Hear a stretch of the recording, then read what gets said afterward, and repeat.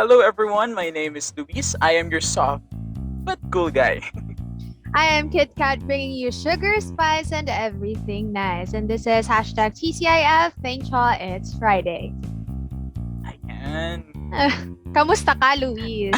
Ayos lang, medyo, puyat lagi, ganyan. True. Ang dami Kamusta mga ang council works. Kamusta naman ang stress? Nakakakain ka pa ba kahit stress ka? Yun na nga, feeling ko yun yung diet ko mismo. Yun yung dahil Ako doon naman. pumapayat ako. Kaya kumakain ka ngayon. Excuse me. Kitang-kita nyo naman ako kumakain ako ngayon kasi katatapos lang din ng ating midterm exam. So, ngayon lang tayo nagkaroon ng chance para mag-relax at makapag-rejuvenate. Wow! Rejuvenate! Rejuvenate! Yes! Ngayon lang din tayo nakakain ng maayos. Siyempre, alam mo naman kapag pag tambak-tambak tayo ng workloads, talaga namang wala nang kain-kain basta matapos lang yung academic tasks, di ba? Tuloy-tuloy lang tayo kahit habang hindi pa tapos yung ginagawa, walang kakain. Ganyan yung madalas natin ginagawa eh. Tama, buhay college student, ika nga nila. Venturing health-related journeys, one Friday at a time. This is hashtag TCIF. Thank y'all, it's Friday Season 2. Thank y'all, it's Friday has been made possible thanks to our sponsors and partners. This podcast series is in partnership with Honor Society of Mapua, PLM Tugon Rescue, PLM Junior Entrepreneur Society, UP Pre-Medical Society Baguio, Bukluran Students Alliance Integrated Students Organization, PLM College of Physical Therapy Student Council, in cooperation with Archers Network, Agham Youth PUP, PLM Society of Information Technology Enthusiasts. UST-CRS Student Council.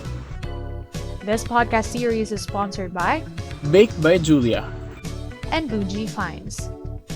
So, anyway, ngayong araw na to ay napakaganda nga naman. Di ba, Luis? Sobra, oo. Kasi feeling ko dito maayos yung diet ko. Feeling ko matututo ako ng madami ngayong araw na to. Nako, Luis, though I've been planning my meals na rin kasi I want to eat healthy so badly, pakiramdam ko, pwede pa rin akong maging celebrity sa meal plans ko if ever na maging maganda siya. Diba?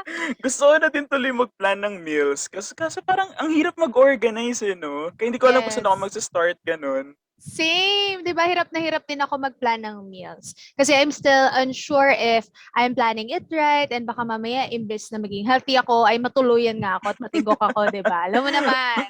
Oo nga, no? Ngayon kasi, ang tanong talaga, are you dieting or eating? Exactly. I think we should worry no more about our meal plans, Luis. Dahil ngayon, nutrition is in the spotlight. This topic is definitely worth the talk dahil a lot of us are surely confused about or unconsciously following yung working habits or yung diet habits nila. Yes, kaya naman this third episode of hashtag Thank Shaw is Friday will aim to debunk these various diet and meal plans as well as teach us kung paano i-manage ng tama at maayos ang nutrition natin. All of this will be nutrimented by a board-certified nutritionist dietitian. She is a graduate of BS Nutrition and Dietetics and also took her master's in food science from the University of Santo Tomas. Yes, she is also a nutrition counselor through the Nutrition by Beatrix with a specialization in weight management, diabetes, renal disease, and heart disease. She founded startup Project Fit PH, a nutrition platform that provides nutrition coaching and meal delivery services. She was also a former program head and professor of the Nutrition and Dietetics department in Colegio de San Juan de Letran. Yes, and at present, she is a researcher and developer in the same university and Manila Taytana colleges. She also owns Shakira, which is a shake stall in De La Salle pa. Love the name, grabe. Yes, witty, very witty. Super. We are also ready to shake this diet meets. Kaya let's now give it up for Miss Beatrix Ina Mercado, our genuine diet coach. Yeah! Round Hello of applause! Hello, Miss Bea! kamusta po kayo? Really? Okay naman. Napapashake na. Napapa-shake na, no? Yes, shake, shake, shake. Parang gusto ko And, matikman yon yung shake na yon. Sarap. oo. Bigyan kitang discount. Ay, wow, ayun na. Nakapunta na ako ng De La Salle pa, actually. I Mm. mean, napadaan pala, hindi pala nakapunta. Napadaan lang din ako, pero hindi pa ako nakakapasok sa loob, so I'm dying. And marami akong friends from De La Salle pa, kaya I'm dying to try that Ah, sometime. bibigyan na tayong discount ni ma'am. Oo nga, bibigyan tayo. Ni Miss Tara na, Bea. Luis, magbiyahe na tayo papuntang La On the Salle way pa. na. Ayan. So, kamusta naman po kayo at kamusta naman po ang naging linggo ninyo so far, Miss Bea? So far, it's fun, good. Busy, lagi namang part ng life yon. I think kahit kayong students, you understand that, being busy is part of life. But everything so far is so good, I'm blessed because still healthy, family, ganyan. And blessed with work, of course. And blessed with my dogs. Yun talaga sa life. Ayan. How about you guys? Kumusta kayo? Parang first time natin to. Joke lang. Hindi, Albert. Parang may nangangamusta pa rin Nag-hesitate ka, pala. Luis. Hindi, joke lang. Hindi, I'm Parang good naman nag-hesitate po. kang tanongin at sagutin ng tanong. Kasi ang Any- dami nga gawain. Ganyan. Dami naman din talaga. And right now, sinisavor talaga natin ang mga moments that we have free time to listen to the podcast. Ayan, shoutout sa inyo, sa mga listeners natin. Anyway, Mhm. I know we're all excited to talk about managing our meal plans, workout with the help of Miss Bea. Pero bago po yun, Miss Bea, why do you think some people get easily follow false diet information and wrong workouts na nahahanap nila sa internet? Oh, okay. Kasi, of course, we are in the social media world or generation na parang yung industrial world, tawag dun, yung mga past na face-to-face, it's somehow long gone. Like right now, of course, we have to face the fact that we're in a digital age, and yung nakikita natin, nababrowse natin is really not just inspiring, diba? Not just compelling, but also deceiving. Na parang, ay, yan, sexy. Parang sometimes hindi not sometimes, but most of the times, yung mga, like, halimbawa, yung mga nagbabrowse, just sa Instagram, and then they see something na, okay, lose weight in 3 days, lose 10 kilograms in 14 days. Di ba parang nakaka-excite, makakapag-lose agad ako ng weight, ganyan, nakaka-excite na at a short time, kaya agad. So, sometimes, doon na-deceive talaga yung mga tao, not just because of yung evidence na may before and after, but also yung results ng pictures and even yung mga followers. I think malaking factor yon. Depende sa followers, ayan, and more than that, yung results nila. So, it's very easy to be misled because we're not in the background. Ayun, 'di ba parang kapag picture lang ang bilis ma-deceive, more than the gaya may mga filters na, 'di ba? Like kala mo kapal ng akala mo kapal ng kilay, yun pala pag na face to face mo wala pa lang kilay si ate girl. Mga ganon. 'Di ba? Parang parang we're in the age of filters, and more than that, yung talagang we worry so much about image and we focus so much on that, which is somehow a reality right now, but also sad. Ayun. So, we shouldn't be focused on that. Parang we should appreciate, okay, yung results ng iba, but we should not solely base yung individuality natin or yung characteristic natin or our journey on other people's path. Kasi iba-iba especially when it comes to weight loss, if you have weight goals, kung may mga ganyan tayong target, iba-iba talaga. Since first of all, iba-iba yung katawan natin. Like halimbawa, like you, Kit Kat and Luis, iba yung diet niya sa diet ko. Okay, kasi iba-iba tayo ng katawan, iba-iba tayo ng genetics. And that's what we have to understand. We are each designed differently, and we are blessed differently.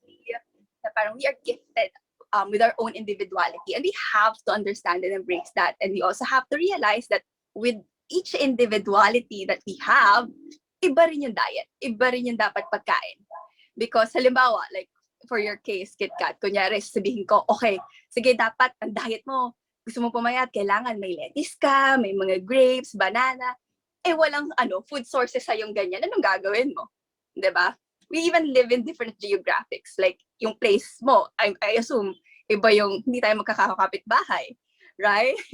Ayan, iba-iba tayo ng lugar. So, ayun din, parang iba-iba talaga. Na parang, and more than that, iba-iba din yung, more than yung place, even affordability, genetics, family history. Okay, so, yeah, we just have to embrace our individuality, and we have to accept that there's no one-size-fits-all diet, and we should not be deceived by social media alone. Ayan, kasi deceiving, compelling, inspiring, but it's just social media. Ayun. Mm. Believe it or not, no, nakailang ano na ako diyan, nakakailang kagat na ako sa mga klase ng sa makikita Ilang sa kagat? online. Mga Mga 22 ilan? po, gano'n. Daming Yun lang kagat. siya. Mga ilang kagat talaga, di ba? Kasi 'di ba makikita mo 'yan sa online, 'di ba may Yes, mga that's true. yung mga pants nila na lumuluwag na after a few weeks, few days, ganyan-ganyan. Mhm. Pero as the time pass by, oo nga na nare-realize ko na, oo nga baka iba talaga yung I mean yung diet na yun maybe, ah, ano sa kanya, like pasok sa kanya, pero sa diet ko baka naman hindi, ganyan-ganyan. So, mahirap din na mag-ano, like tumingin lang bigla sa internet, like kumuha ng sources agad sa internet without knowing kung ano pa talaga yung kailangan mo by yourself. Kasi, Mm-mm. may times din talaga na yun nga, sabi nga ni ano, Miss Bea na yung resources din, like kunyari, yung sabi nga sa strawberry ganyan or ganyan, eh, wala namang strawberry masyadong nagbebenta sa paligid mo, 'di ba? Parang hindi Hashtag going Baguio. Mga gano'n. sige na nga Makakain strawberry lang ng strawberry. pupunta pala sa Baguio. Pero yun po 'no, Miss Bea, about naman po like, stay pa rin tayo sa mga ano, sa mga fake news 'no, sa social media. Mhm. Pero what can you say po like sa mga nagkakalat or sa mga like, parang mema-clout lang about, posting misleading and inappropriate diet strategies on social medias? Ano yung clout? Cha! Hindi ko na alam. Parang ano What lang is po, clout? mema-post gano'n. Okay. Makakuha ng fame. Opo, yun yung mga parang intentionally ginagawa nila for the purpose of getting views, getting likes, Likes. mga Okay. ganon. Mm-mm. Okay. So, for me, my tip, una, for those, no, may clout lang. Alam ko na yung clout. Ayan. For that purpose alone, speaking from dun sa mema clout lang, they have to be very careful. Kasi una, may viewers sila, may followers sila, may listeners sila, and whatever they post, they are held accountable. Yan, warning yon. Okay, so be careful of yung sa mga gusto lang mema clout, if they just want to go viral and spread misinformation, especially about nutrition and health, kasi life yan eh. So warning for those sa mema clout lang, ayan, so they are held accountable. Because it's number one, it's life, it's nutrition, it's health, and whatever they spread, tas finalo ng iba, pag nagkasakit yan or mateg, you're accountable, you're held accountable, at fault ka doon. Kasi yeah, in social media, yes, likes are good, especially lalo na kapag nabo-monetize na, may pera na dyan. Money's good. Who doesn't want money? Gusto ko yan. Of course, tayo lahat din. Sinong aayaw? Ayun.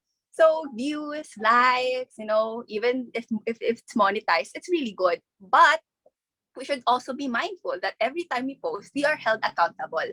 Okay, so we are taking care. Whatever we share, it should be from a point of caring. That, okay, parang, okay, share ko tong nutrition tip na to, but it should be from a point of caring that this will help people and not just for having likes. Just having, yung clout nga. Kasi, siya, it's sad, and it's very shallow. Na parang, okay, may clout lang, but you don't care that it could be deceiving, that it could take a life, it could it could make someone suffer. Yan. Kaya we have to be very careful of that. Yeah. So, pag may clout kayo, think twice, di ba? Think before you click, ika nga. And for the viewers naman who loves to follow, ito na yon. Reality check for everyone who wants a quick fix diet, it does not exist. Okay. So, ayan, I'll be very frank. Ayan, hindi siya uso, hindi siya nag-e-exist. So, kung gusto nyo mangayayat in 14 days, sadly, hindi siya kaya kasi normally it would take a month or years. It's a progress and you have to embrace the progress. And also, sa mga listeners, okay, if you want to lose weight, whatever health goal you want to achieve, everything takes time. Embrace the journey. Okay, so be inspired. It's good, but make sure you make thorough research. Okay, due diligence before you try something. Because again, it's your health. Yan, life mo yun eh. It's nice to look good. It's so good to lose weight. But make sure you do it correctly. Because at the end, when it comes to nutrition and health, hindi lang, weight goal, hindi lang abs goal. Okay, kailangan, kailangan discipline goal din. Okay, so embrace the discipline along the way and health goal din. Parang never ever sacrifice your health just for a six-pack abs. 'Di ba? Parang sayang may abs ka nga pero sakitin ka naman. Sayang. Unless gusto mo talagang magkasakit. Ako ayoko. Yan, baka yung iba. Pero I'm sure wala din namang may gusto. Right? So, yun. So, due diligence, research, and parang wag lang tayong bigla-bigla. Kasi ngayon parang since we're already in the social and digital media era, kailangan, we have to realize na, okay, parang kailangan, isipin din talaga natin, i-process natin yung mga information na nakukuha natin. Because we already know that hindi porket viral, ito na yung gagawin, something like that. Okay, so just do your research. Yes, I definitely agree, no? Kasi lalo na yung sinabi mo, Doc, na dapat hindi natin i-trade yung kalusugan natin para lang sa six-pack abs. Dahil nga, lagi natin sinasabi at lagi natin yun ina-emphasize dito sa ating podcast na health is holistic. Hindi siya dapat na nakikita lang sa physical. Kasi may isang tao na makikita mo sobrang sexy pero internally, mentally pala, hindi siya healthy, di ba? So, iba pala yung practices na ginagawa niya in order to maintain that diet. Though, we are not here to shame any of those people. We're just saying na hindi kasi maiiwasan yung ganon. And we all have misconceptions about what's the true sexy or what's the true healthy, ganyan. So, kailangan natin i-analyze mabuti kasi what works for others might not work for us. So, it's very different na kagaya ng sinabi nito. So, matanong ko na rin po, Doc. So, since we have already tackled about these kinds of false information na we're seeing on the internet or we're encountering, and marami na rin nagpapalaganap ng fake news ika nga pagdating sa tamang diet or sa tamang pagkain how can we debunk these various diets and meal plans na talaga namang mali? Okay, so siya, when it comes to debunking, it takes a community. Okay, so community of experts, so dietitians, doctors, and even, nutritionists, pati mga talagang certified fitness coaches, and even you students. Ayan, so it really takes a community to educate people.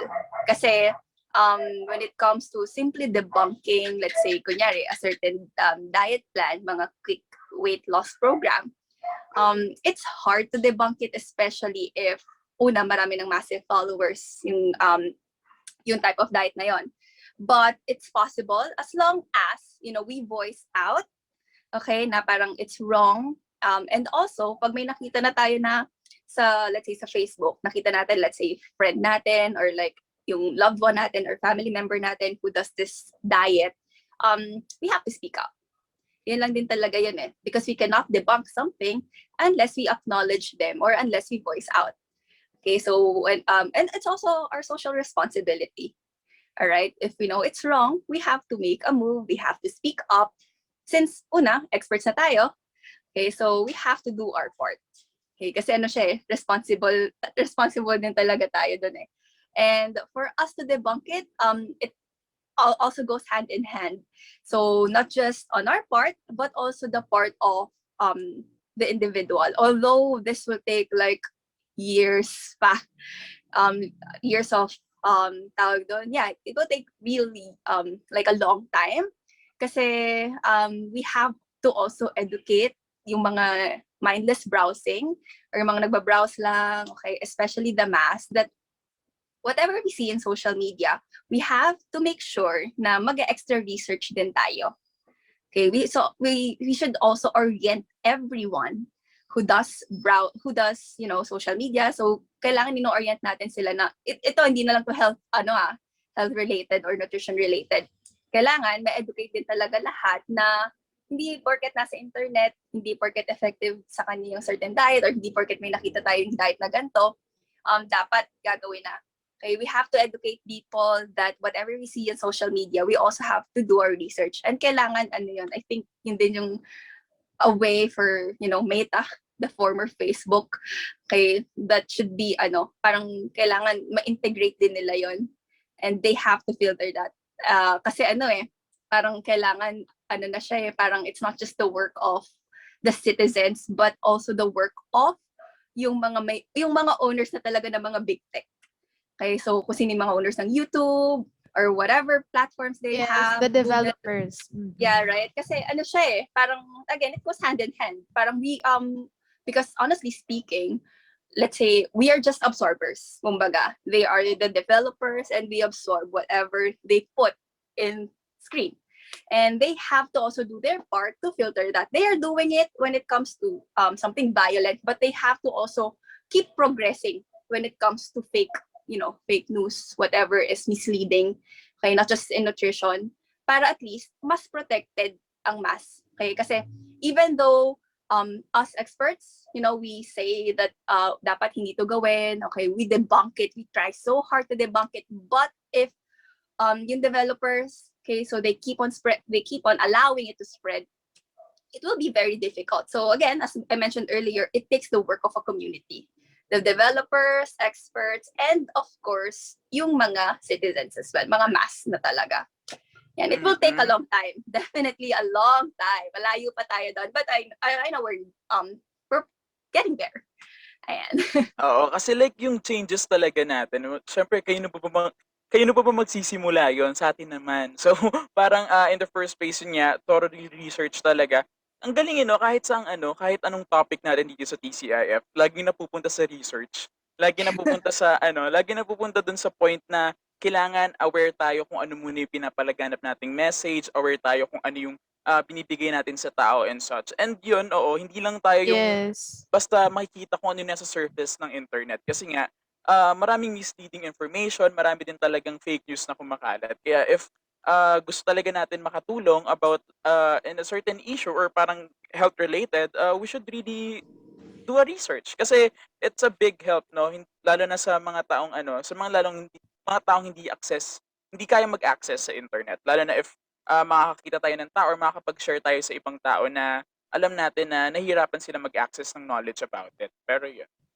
Yes, talaga nga naman, 'di ba sinabi natin na kaya natin sinasabing knowledge is power. Kasi the more that you know about things, the more that you veer away from doing mistakes or doing wrong decisions in the future. Kasi you're well oriented na kapag ginawa ko to, ito yung nabasa ko na from a credible source na hindi siya maganda. So kapag ginawa ko to, baka mapahamak ako or mapahamak ibang tao. So, tama ka doon, Luis. I definitely agree with that. At maganda yung mga sinabi ni Miss Bea. Miss Bea, oo.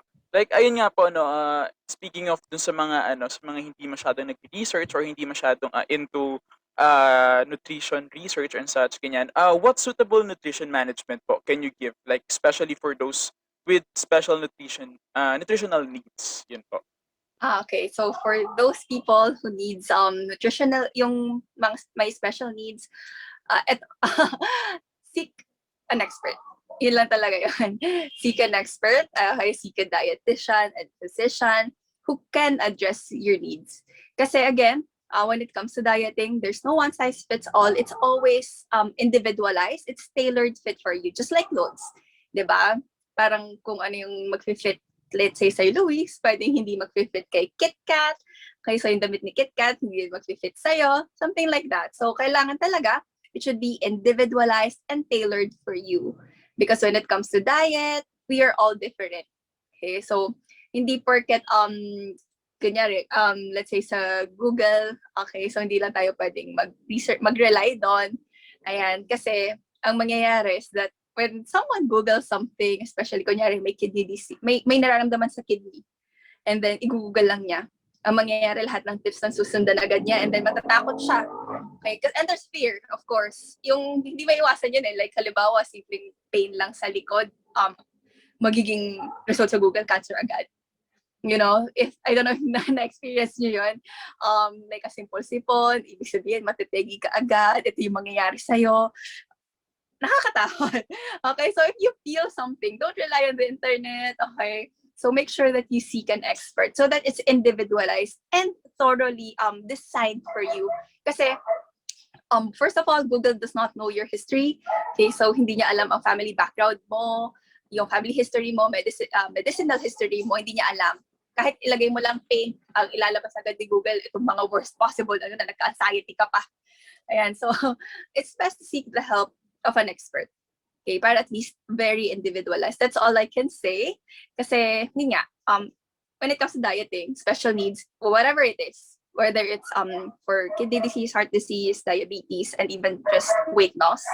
Okay, so seek the help of an expert because they will really be thorough. Okay, so kasi like when it comes to experts like us dietitians, we really are very thorough, okay, when it comes to giving diet plans, and we make sure na para sa iyo yan. Yan, so and kailangan yun lang, seek the help of an expert. Period. Dahil pa sinabi. Nalambing pala. Hindi, okay lang yun. Okay lang po yun, Miss Bea. Kasi marami din kaming nakukuha sa mga sinasabi mo. No? Hindi, ika nga nila, diba? The Filipinos and the Philippines in general is a highly cultural nation in which most of its people value, take pride in the traditions and the beliefs that were instilled upon them by generations of their families, 'di ba? Sa mga ancestors pa nila, ganyan. So, ang mahalaga talaga dito, especially during this age, is for people and for all of us in particular to be humble in terms of gaining knowledge. Kasi the more we put up our walls and maintain our pride kasi the more we are not open to changes and new knowledge na mas makakabuti sa atin, 'di ba? Kaya tama yung sinabi ni Miss Bea na you always seek for an expert. You should be humble enough to say na ay hindi ko kasi to alam. So, doon ako sa mas nakakaalam, 'di ba? Kasi doon natin mapoprotektahan yung sarili natin sa kahit ano, sa kahit anong bagay siya. Hindi lang dahil sa nutrisyon. Kahit sa anong bagay, mapapolitika man, mapa-cultural man, o ano man, or kung ano man yan sa finances natin. 'Di ba? Kapag mag-a-apply ka sa bangko, hindi ka naman magsabi mag-a-apply ako sa bangko, ito lahat ng requirements na alam ko. So kapag may kulang diyan, wala akong pake kasi ito lang yung alam ko. 'Di ba? Hindi ka naman ganon. So kailangan lagi mag-ask ka sa teller, ano po ba yung requirements? Ano po ba yung kailangan? Mag-i-invest ka sa isang business. Hindi ka naman basta mag-i-invest lang kasi gusto mo. Dapat nagte-take time ka to research and know things before you engage in something. So ganun talaga lagi. Gusto ko din actually yung point na like mag-seek kayo ng help para like para maging personal yung yung relationship mo within the doctor, then para makilala ka niya ng lubos. Kasi tama yun no, sa Google tayo minsan nagre-rely, like yung ginagamit natin yung Google para i-diagnose yung sarili natin, which is somehow na ang hirap noon kasi parang yun nga, hindi nila alam yung background mo, hindi nila alam kung ano yung sakit mo back then, or baka may sa genetics mo, sa magulang mo nakuha mo, kaya ganun yung klase ng symptoms or sakit na meron ka.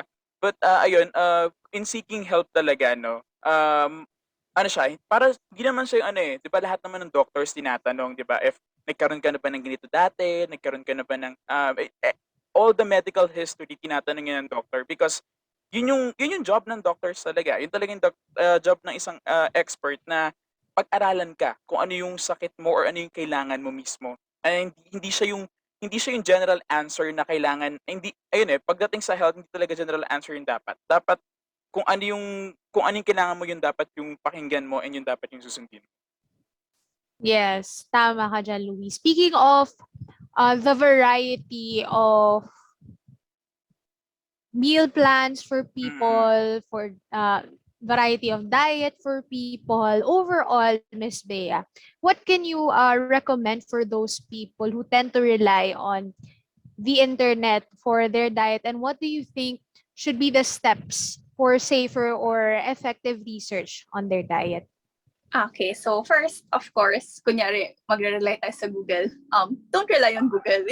Yun lang din talaga yun. Kasi, I think, like some people, gusto nila nakaka-save ng money. Alright, kasi if we're gonna spend money on experts, bakit pa mag-spend? May Google naman, free naman ang internet, lahat naman nandyan. Right? Although my point, but at the end of the day, if you, kunyari, in terms of finances, gusto nila makasave, at the end of the day, susundin nila yung binigay no Google. Tapos yun pala, mali yung for you, tapos versus dun sa binigay ni Google, mas costly din at the end. 'Di ba? Parang hindi ka din nakasave, mas napamahal ka pa. Alright, so when it comes, let's say, kunyari, gusto natin magre-rely agad sa internet, it's okay to just check. But as mentioned kanina, kailangan seek pa din ng help ng experts despite the cost, because at the end, if we don't seek help of an expert, if we self-diagnose, ang mangyayari niyan, mas mapapamahal pa tayo or mas lalala yung sakit natin. Okay? Mas lalala yung case. And that's what we don't want. Alright? So, akala natin nakaka-save tayo, akala natin reliable agad si Google, but, you know, parang, again, going back, kailangan talaga sa experts tayo. Okay? And then, I know that most of us, even sometimes ako, tendency ko is to look on Google, but, you know, parang kailangan din talaga expert din. Like, if I need a physician, I will. If I need a psych, of course, I go there. Ayan, pupunta din talaga ako, even though it's costly, but if it helps me, then it's worth it. Kasi we have to realize to ourselves that although internet has so much resources, it's helpful, okay, and it's free. Ayan, there are so many credible resources then. But at the end of the day, when it comes to our health, we should invest. Okay? Kailangan pagkagastusan yan. Kasi parang the best way to really love ourselves, self-love, is to also invest in ourselves. Invest in our future self, invest in a way that our future self will be thankful for. Yan, browse tayo sa Google, okay lang. But make sure na, okay, kunyari, be honest din with the expert na, okay, nag-browse ako sa Google, ito yung sinabi, totoo ba? I-counter-check na lang. Okay, so, but there are also credible sources out there, severe, so there are so many journals that you could read. But at the end of the day, the best investment that you could make, especially if it's, you know, about your health, is ano talaga, for yourself na pag-spend ka din. Okay, so it's not actually an expense, but an investment. So let's always think that when it comes to health, hindi siya gastos. Okay? Kasi, parang despite the fact na may free sa Google, mas gusto natin free, the best gift that we could give to ourselves is something right, something that's for us, something na tama, something na hindi tayo ma-harm. Ayan, kasi kahit free yan, okay, kahit andyan yung mga resources, nasa Google lahat, hindi pa natin sure kung para sa'yo ba talaga. No, pero though medyo nga costly talaga yung pagpapatingin sa expertise. Pero meron naman tayong mga like may mga professionals naman tayo na nagbibigay ng free services. And pwede natin 'yon siguro ma-look into sa internet. Yes, actually, yeah. Kahit man lang 'yon, 'di ba, na para malapitan natin if di talaga kaya ng budget ng isang tao, they can always go to their public hospitals, mga Yeah, public exactly. mga professionals para para mas alam nila or para magkaroon sila ng mismong idea about it, about sa health nila talaga. Yes, that's very true, Luis. No? Speaking from experience, a little off topic lang. Kasi like recently, di ba? So like as a growing adult, we have like fears of going, as a woman especially. I have been recently uh I have recently went to my OB. So, yung OB ko naman is through teleconsult. So, this is not a paid this is not a paid ad. So, like I found this I found this affordable teleconsult on Mm. Instagram, which features uh, licensed OB-GYNs. So, yung mga ganong, and then sobrang affordable ng kanilang consultation services. Mm. So, doon pa lang, 'di ba? Parang sabi nga ni Doc, pag kung gagastos ka na lang, bakit hindi pa sa sarili mo? 'Di Oo. ba? So, gagastos ka kasi kung iisipin natin ha, mas malaki ang gastos kapag nagkasakit ka rather than kapag inisip mo na magiging healthy ka or nag-seek ka ng professional advice wherein talagang totally safe and healthy, baka mas mag-improve pa yung health mo kaysa napahama ka. Kaya nga 'di ba sabi ko kanina, though I'm very excited to start a meal plan on my own na parang alam ko this works for me kasi I've been observing these past few days na kapag ganito yung kinakain ko, medyo I don't feel bloated, mabilis yung ano ko, mabilis yung bowel ko, ganyan. Pero hindi pa rin ako para sabihin sa iba na gano'n ang gawin nila. Kasi sa akin 'yon, hindi 'yun sa iba. At saka baka Mm. mamaya, 'di ba, matigok pa nga yung pagsabihan ko. So Oo imbes nga. na makatulong ako as a friend, 'di ba, nawalan pa ako ng kaibigan. So 'yun talaga, 'yun yung pinakamahalaga. There are many healthcare professionals out there who are on social media and they offer affordable, free to affordable consultation Totoo services 'yan. that you guys can avail. Mag-avail kayo. And another thing, kasi nabanggit ni Luis na, di ba, parang may mga free consultations. Huwag naman natin sagarin, guys, because these Ay, oo. professionals they also work hard to achieve their Papagod din sila. licenses, di ba? And they're also trying to make a living and they're also trying to put food on the table. So, hindi lang kayo ang may concern on trying to Mm. stay healthy, sila din. So, kapag mga halimbawa ganito yung flat rate ng nutritionist natin or yung dietitian natin, huwag na tayo magreklamo. Kasi ganun Mm. talaga. Una, hihingi ng tao, Divisoria ba yan? Hindi naman ganon. Ang kalusugan, hindi naman ganon ang buhay. So, alamin natin kung ano yung mga tama at alamin natin kung saan tayo makakakuha ng tulong.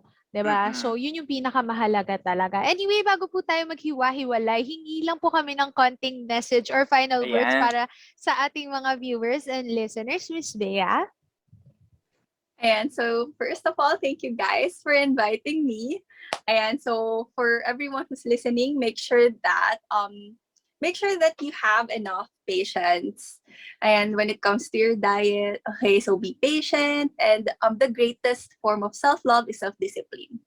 And so, una, mahirap talaga yan. Una, talagang kailangan. Of course, sometimes we spend, okay, so when it comes to our health, but at the end of the day, when you're self-disciplined, yung after 5 years, 10 years, 60 years, yan, di ba? Magiging thankful for yung old self natin sa ginagawa natin. And make sure that when it comes to dieting, do your due diligence when it comes to research, okay? So, and don't ever feel insecure when it comes sa results ng iba versus sa'yo because you all have a different journey when it comes to health and nutrition. So, embrace your path, embrace your journey, enjoy it. Okay, it's a Mm. process. And talagang, yan, just enjoy na parang ano lang talaga, part ng life.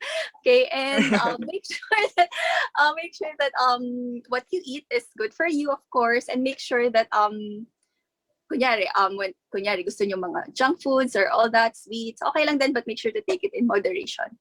All right, and don't forget that when it comes to like kunyari if may sakit yung kakilala nyo or loved one nyo, don't be scared to seek the help of an expert. Because at the end of the day, okay, so diet should be individualized. It should be for you. And you just have to really embrace your own health journey. Okay? So share your journey, encourage them. And if you're not an expert, don't give health and nutrition advice. Yun lang. Ayan. So dieting is really sobrang hirap talaga. Kahit ano siguro no, kahit saang level naman tayo. Anong level, anong age, kahit nasan ka, pwede tayong mag-start to have a diet or to have an organized plan or kung paano tayo kakain and such. Pero ayan, ina-acknowledge naman natin na mahirap yon and it takes time kung paano tayo mag-a-adjust sa ganong klase ng ano, sa ganong klase ng lifestyle or talagang on how will you invest for yourself, no? Pero yun nga, taking time to invest for yourself, taking time na pangalagaan yung sarili mo will magbubunga yun. Magbubunga yun in a few years and such, ganyan. Makikita mo na ano na after mong tulungan yung sarili mo, makakatulong ka din sa iba. And Yeah. yan po. So yun na po no, Miss Bea, you can also share po kung saan po namin kayo pwedeng mahanap, social medias, IG, Okay. Twitter, yan, Facebook. Alright. Opo, So, baka may gusto kayong i-plug, Miss Mm. Bea. okay. So, hi, I'm Bea. Ayan, ulit. Rewind. Gotcha. Ayan, so again, thank you for inviting me, everyone. So you could check Nutrition by Beatrix on Facebook or Instagram. So I post nutrition tips. So it's all and nutrition tips consistently, and I also do teleconsult. Also, you could like Project Fit PH. It's a meal delivery service here in Batangas. So we're also available in Facebook and Instagram.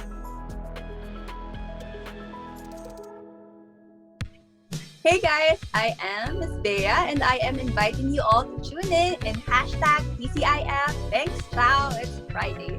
Every week from November 21 to January 2022 on Facebook, YouTube, and Spotify. And together, let us venture on health-related journeys one Friday at a time.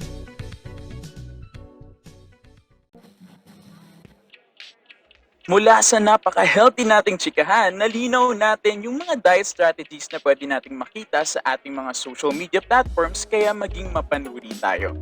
Yes, hindi lang natin na-clarify, Luis, kundi we were also able to address them by providing the necessary information and knowledge sa kung ano ba yung mga suitable na diet plan for a specific body requirement. Keep in mind mga isko and iskana, it is never right to solely base on your meal online without consulting our professionals like Miss Beatrix. Yes, I agree, Luis. Make sure to eat right and healthy, lalo na't hindi madali ang ACADS and work sa pamantasan, especially with the wrong choice of meals. Your initiatives on managing your health necessities are a big step and that is appreciated. Yes, sana ay na-inspire kayong mag-proceed not only on your step 2, but also your step 3 and 4. Take note, a healthy diet Makes a healthy habit. Let us go with the flow in the next episode where we will talk about menstrual management. Join the Commission on Health and Wellness as we venture on health-related journeys one Friday at a time on Facebook, YouTube, and Spotify at 6:30 p.m. Once again, I am your soft but cool guy, Luis. And I am Kit Kat bringing you sugar, spice, and everything nice. This is hashtag TCIF. Thank Shaw. It's Friday, Season 2. Good night, everyone.